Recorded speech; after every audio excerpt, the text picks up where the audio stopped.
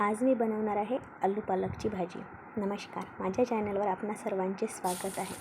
आज मी बनवणार आहे आलू पालकची भाजी, पण थोडी वेगळ्या पद्धतीने। त्यासाठी काय केलं, आधी लसूण घातला, लसणाची फोडणी घातलेली आहे।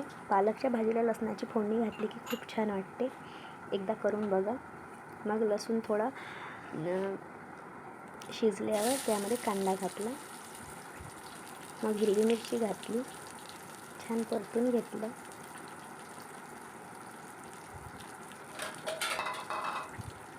मग एक टोमॅटो घातला,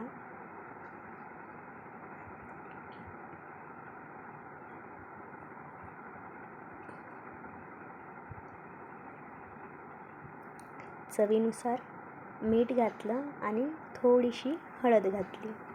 हिरव्या पालेभाज्यांमध्ये आपण हळद घालत नसतो, पण मी थोडीशी घातलेली आहे, कारण टोमॅटो वगैरे घातलेला आहे ना, मग ते पांढरपं दिसतं, छान नाही दिसत। आणि मग यामध्ये अर्ध्या लिंबाचा रस पिळला।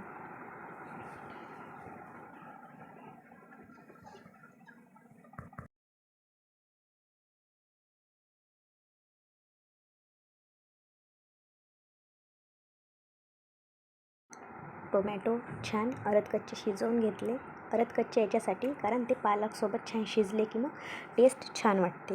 पालकची भाजी आणि किसलेलं आलू मी छान धुवून घेतलेलं होतं, त्याला पाण्यातून आधीच बाहेर काढून ठेवलेलं होतं, ते घातलं। छान मिसळून घ्यायचं आणि छान शिजू द्यायचं। तुम्ही यामध्ये सुकी लाल मिरची घालू शकता, मी हिरवी मिरची घातलेली आहे।